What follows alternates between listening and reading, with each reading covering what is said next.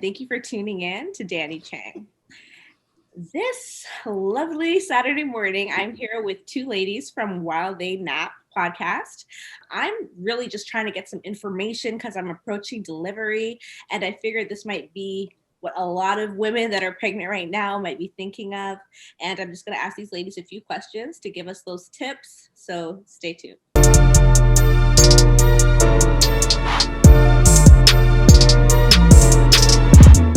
Hi, ladies. Good morning. Good morning. Hi, good morning. All right. Well, one of the first things I was thinking about in terms of my delivery is whether to do an in-hospital birth or at home birth. So what did both of you do? Hospital birth. I went to that hospital, man. I needed help. Yeah, no, I know what you mean. A lot of people, especially their first, are a little more leaning towards the hospital for sure. Absolutely. I think I went to the hospital as well, but I chose midwifery. So I actually got a chance to take advantage of the Markham Stouffville midwifery clinic. So through Durham and Markham Stouffville, there is like a midwife organization, and they have like a midwifery wing in Markham Stouffville Hospital. So you're able to still deliver in a hospital, but the environment that you deliver in is not as like sterile as a hospital. As soon as you walk into the midwifery unit, it feels different. Like even in the room, like you can do like a big tub. Like you can do a water birth in the hospital. You can, have like 19 people in the room if you want to. You can deliver in the room that's all like blue lighting. You can deliver in a room that has, ocean sounds and freaking birds chirping or whatever. So I like the idea of being able to have more creative control of what my delivery process would look like. But at the same time, I like the idea of being able to have them drugs because I need them within an arm's length. So I definitely like that idea. And we're gonna get to that in a little bit, so don't worry, hold that thought, girl. Actually, I'm also registered at Markham Stouffville in the birthing unit, but because of COVID, I would only be able to have one person. So I would have to pick between. Well, I'm gonna have to bring Felix. Yeah. Really, I would live with my mom and him, but I'm gonna have to be fair. He's gonna want to see his childbirth. I mean, that's understandable. Yeah, exactly. But so I am registered there, but I'm actually considering doing it at home. Just because COVID and because of the type of person I am. Like people who know me know I'm very earthy, natural, everything, kind of girl, right? Yeah. And people aren't surprised when I say that. They're like, "Oh yeah, you would," Yeah. So I'm actually considering that, but few people have had a few negative remarks in my ear saying, "Are you sure you want to do that for your first child?" So it is something that I'm definitely thinking about, and you talking about the birthing unit makes it sound more appealing. So yeah, I definitely feel so. I think that I think at the Markham Stouffville, with midwifery unit, you can mimic what would have happened in a home birth by a massive birthing tub, and by setting the lighting and the music. You still have those kinds of choices. I hate that the limitations are with the numbers, but it is what it is. I feel I guess the only difference, if you did a home birth, sure, you maybe would have more flexibility as to the number of people, but I still think the midwives would probably recommend to keep it low because of the requirements, right? So just know that there'd probably be limitations either way, but kudos to you, girl, with the home birth, because if I choose to go that way, I will definitely let you ladies know how it goes. Girl, you need to go live. Yeah, I need to see how that plays out. Live from the tub. Go to Toronto to see all of my parents. Imagine. Go viral. Live from the birthing tub, friends. Yeah. Okay. So when did you guys stop working? Because I'm actually thinking of when is the best time for me to come off of work. Should I come off a couple weeks early? Should I just wait till I actually pop? What did you guys do in terms of that? I can't even remember exactly the time, but I decided to stop working. I'm going to say it was either 7 or 8 months. Yeah. Okay. Around that time, I had to commute downtown. Mm. You know how busy that is. Like down city people, we be running for the train, running down the Yes. street. Like it's just fast paced. Mm-hmm. And it was in the middle of summer and I was just getting way too hot, way too overwhelmed. Mhm. And my doctor was like, okay, so just stay home. I was like, Yeah. what? I had no idea, or else I would have stayed home sooner, to be honest, because it was just a lot for me. And it was the best choice I've ever made, just Mm. to take it easy and Yes. like not push my body anymore. I didn't realize how much I was overworking myself. So yeah, if you feel like you need to now start to rest, then go off of work if you can. No, I totally agree. I did the same thing. I was communicating with another teacher who had gone on maternity leave like a few months before me. And I remember she'd left at like 7 months. And I was like, wow, Mhm. she's gone so early. And she's like, girl, we pay into short-term disability leave.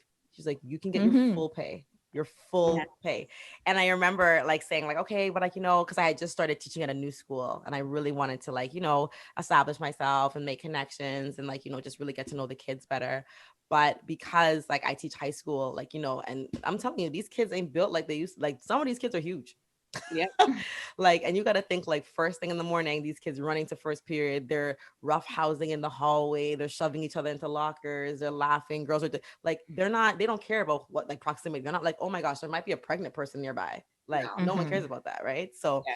like, yeah, and there was a situation where these two boys were like playing around, and it was like intense. And I remember stepping back and holding my stomach, and although I wasn't within like I wasn't at risk, I just remember being so concerned, and I was like, yeah, I'm leaving. Like Yeah. I'm done here. Like I'm done here. So I remember that day, and it was funny because I got the confirmation from one of my colleagues, and he said something that I'll never forget. And he's like, "You do realize that if men could get pregnant, we'd be off the minute we found out, right? Like the day we pissed on the stick, we'd be like, yeah, I'm done now. I'm pregnant. I need to rest." So I he's like, I don't believe that. understand why women push themselves. He's like, what are you trying to prove? Like, who We are you proving it to? We know, we get it. You're dedicated. You're a good It's teacher. Go true. home. Like, Mhm. Yeah. go take care of your family. Like, go and take care of yourself because your life is about to change forever. And it's just funny. I always laugh at that because it's hilarious that a man gave me that advice. Yeah. So yeah, I just remember making the call, going to see my doctor, and she's like, "Yeah, it's probably not the safest place for you. I'll write you a letter." And then the rest is history. I was off for like 2 whole months, and it was It was the Amazing. fantastic. best. I was Yeah. nesting like a crazy person. I was like Yeah. working every I crevice lost of my my mind. house. Yeah. Like, it was crazy, but it was good. It was really good. That's awesome. And I really like the point that you guys bring up because a lot of people don't realize that for a lot of workplaces, you do pay into your, as you said, your sick time, your short term rental, Yeah. Yeah, to use that if you need it. And be exactly. realistic about it because you are going through a major bodily and life change. So I really appreciate you guys bringing that up because I didn't know that at first. And one of my friends from work was like, Danielle, if you're starting not to feel the greatest, take that time. Exactly. Yeah. Hmm. Definitely. I may do that pretty soon, to be honest with you. That's it. The way I'm feeling. Right. So, next question. Did either of you guys choose to go with the epidural, or were you like thinking at first, like, do I want to, do I not, or do you just know it that this is what This I'm is my favorite debate. I love the I epidural know. debate. I love it. I definitely took the epidural, but initially I did not. I wanted to do a natural birth. I was very gung ho on, I can do this. I was made to do this. I'm just going to meditate and, use my body and all my womanly forces. And the second my water broke, I looked at my husband. I said, "This is not a drill. Get me some drugs right now." oh, wow. This is real shit. I'm telling you. This is I like, caved so quickly. girl. Wow. I did not last. It was the best choice I made though, but in the end it wore off and I felt it after. So, Yikes. Really? yeah, I did not realize that I had to re-up myself, and by the time I realized that, I was already like fully dilated. So they're like, "Nah, sis, you got to push." And that Mm-mm. was when I wish I had it the most. Wow. Mhm. And what people don't realize, it doesn't always work, or sometimes you're too late, too far along. So, Yeah. yeah. So there I are can certainly believe it. limitations, but I mean, it was funny. I mean, not surprisingly, I think that this won't surprise Shen at all. I didn't have a birthing plan. I was like, whatever. Yeah. They told me like to fill a birthing plan. I'm like, nope, not doing it. There's a lot of paperwork. I was like, I'm not doing it because I know the likelihood of me sticking to it is slim to none. I'm like, at the end of the day, what's the point of a birthing plan when in the moment I may like I may decide that I want nothing that I've written down. I'm like, my birthing plan is to do whatever's best for me and baby at the time. That was the only thing I said that to my husband, and I said that to my midwife. And I'm like, that's what I want. I'm my mom. I'm Yeah. like, whatever, like irrespective of what happens, how I go and how I'm feeling, whatever is best for me and baby at the time, that's what I'm doing. So if I get to a point where I get too far and like you have to push no epidural, then we're doing it. But if I'm Yeah. in a space where like, I'm of sound mind and I'm in a lot of pain and I can like, I'm physically like, like really breaking down, then I'm getting the epidural and I'm doing whatever I have to do. Like I was totally flexible. And I felt the same way. Like I'm like, some people are like, oh my God, I absolutely don't want a cesarean. I don't care. I don't care. Like I had no qualms with anything. I was just like, I just want to be healthy. I want to Yeah. survive this and I want to take my baby home. So whatever we got to do to do that. And yeah, I ended up having to endure 17 hours without an epidural, which was really long and very painful. And I had back labor. So it was just the worst pain ever. But I mean, I recognize why the midwives wanted to push me a little bit further because the minute I took the epidural, it did slow things down. And then they had to use Pitocin and all that stuff. I was fortunate though, where I took the epidural and I had no feeling, but I still had mobility. So I could still move my legs, which is really, wow. it was so strange. So like, yeah, like I could still like extend my leg out, extend that. So when I realized that, I was like, oh, perfect. Like I can squat if I need to with support, of course. Yeah. Or like, I was like happy that I could get into different positions. But yeah, like she was like slapping my leg, Leon was pinching me. I couldn't feel anything. So Yeah. That's yeah, it such worked, a weird but feeling. I know, right? Like I feel the same thing. Like I'm telling you, like bodies are just so crazy. Like It's so insane. it's really wild the things that your body can do. Yeah. Yeah. I totally agree. I'm even surprised at what my body's doing because this is my first child and I'm now 36, but when I got pregnant initially I was 35. I was just kind of like, wow, because my body's been like essentially the same-ish for a very long time. Like, what's this? Where are these coming from? What's stuff that's happening, right? For myself, in terms of the epidural, I'm sure you guys can tell from what I said before. I'm kind of one that I want to try not to, but we'll see what happens. But I think I want to try not to. And you brought up the cesarean C-section. Well, that is like my nightmare. Like mine too. Yeah. So I'm hoping neither of those things have to occur, but as you said, we'll see how things play out on that day, right? Yeah. I think the reason why I felt that way is because I spoke to so many women who were so disappointed that the things that they had written on the birth plan didn't come to fruition. Okay. We were just so disappointed about it. Like especially with respect to the cesarean. And of course, I'm not speaking that over you, girl. Like, I mean, I would, especially if natural birth is, really what you want. But they were just so disappointed. I want to say 3 of them, when they found that they were having a cesarean, instantly started bawling. Instantly, they were so emotional, heartbroken over the fact that they had to. And I was just like, and I get that. I mean, I also get that you're emotional and you're hormonal and all that stuff. But it's like, I didn't want to be married to anything. Yeah. Like that's probably the best way to go into it. Yeah. Because you never know what's going to happen either way. Yeah. So just speaking all of that, what were your guys' fears? Did you guys have fears like around the pain? And the baby's health, like the success of the whole process? I don't think I had much fear going into labor. It was just like the uncertainty of how it will work. Yeah. I've never experienced anything like that before, and I'm a hardcore planner, so that gave me a lot of anxiety of just like, what are the steps of labor? Like, what will happen and what's happening next? So that really made me feel anxious going in. So that's when I had to focus a lot on meditating and using mantras so that I can stay in a much calmer state. Because I'm like, if I'm not okay, this baby is going to take forever to come out. Yes. And I think that was very crucial in my steps of labor because I got into that state where I was determined to like get this baby out. I pushed my baby out in like 10 minutes and it was done. They were like, are you sure you don't want to wait? You don't want to practice? I was like, let's go now. I don't like this feeling. Let's do this. She's coming out today, not tomorrow morning, right now. Yeah. And we were done. Amazing. But I think that helped a lot. And I would actually, there was one fear. I was really afraid of a C-section. I think that I had a conversation like the first time we went in because Winter seemed like she was in a weird position. And they said like, this might be the options. And I think I cried a little bit because I was like, it's not that I'm afraid of the surgery or anything. I just don't want to go through that healing process. I've seen a lot of people like have such a long, hard recovery. And I'm just like, I don't want to do that. I want to be mobile. I want to be able to just get back on my feet.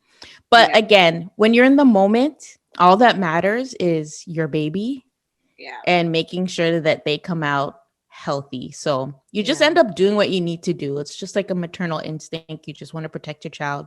You want to make sure everything comes out happy and safe. So it lays right. Everything goes out the window.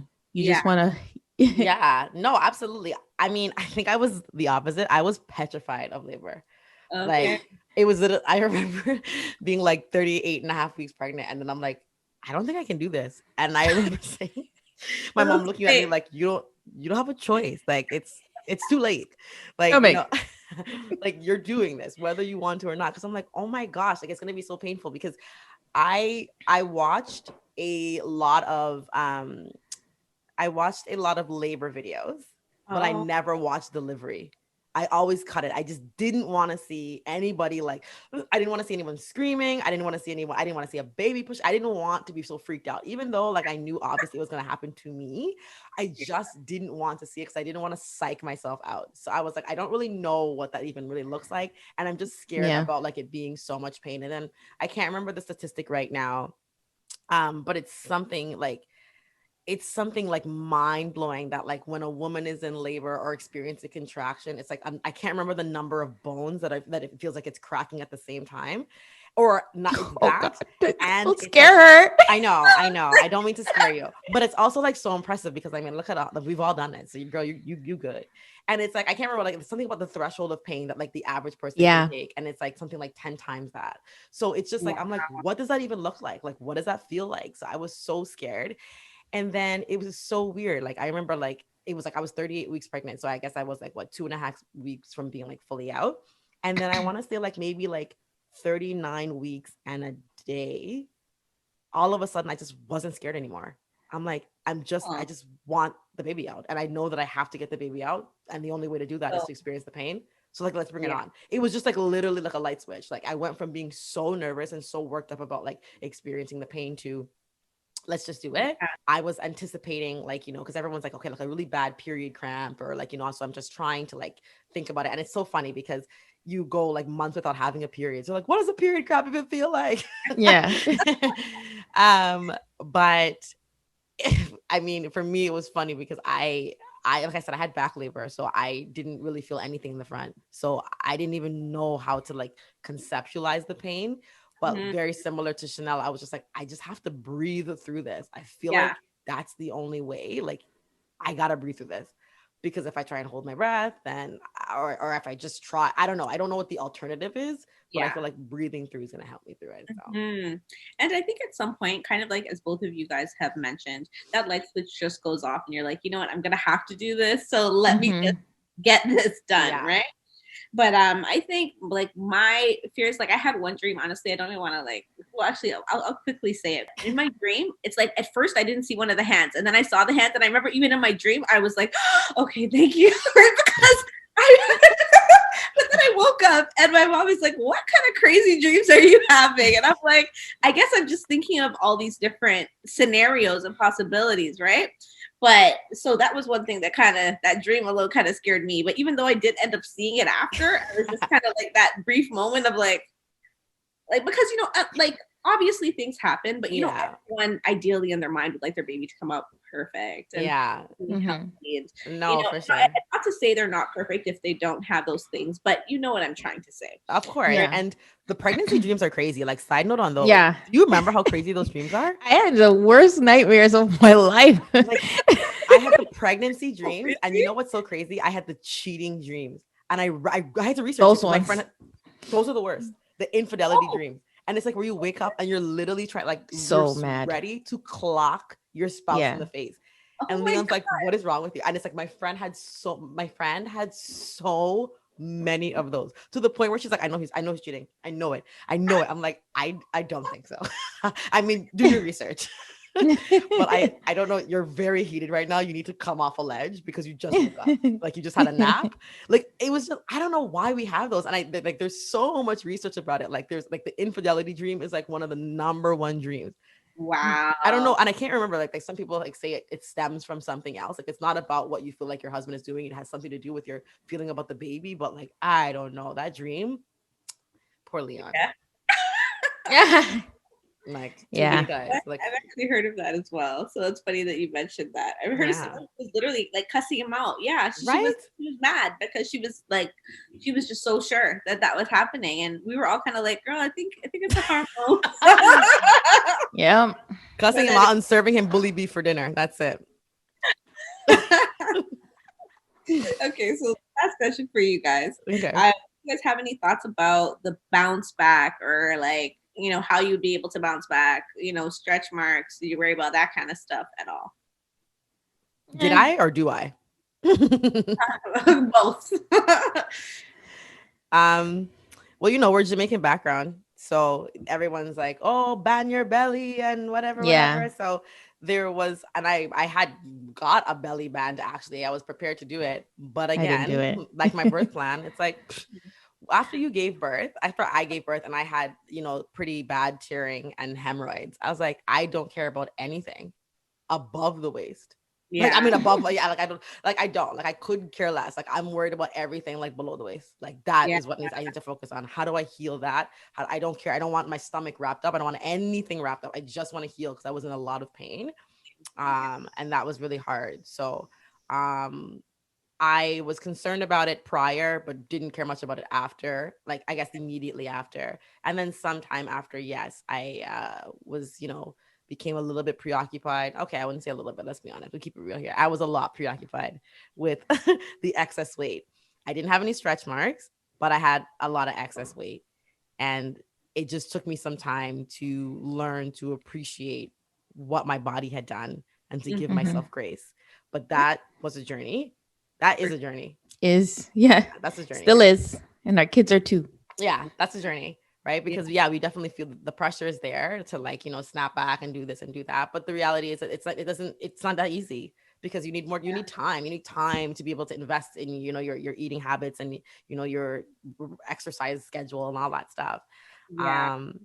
And for what and for who, right? Like, truly, for what and for who. So yeah, it's definitely a journey to love and appreciate the body that housed the baby and brought it into this world.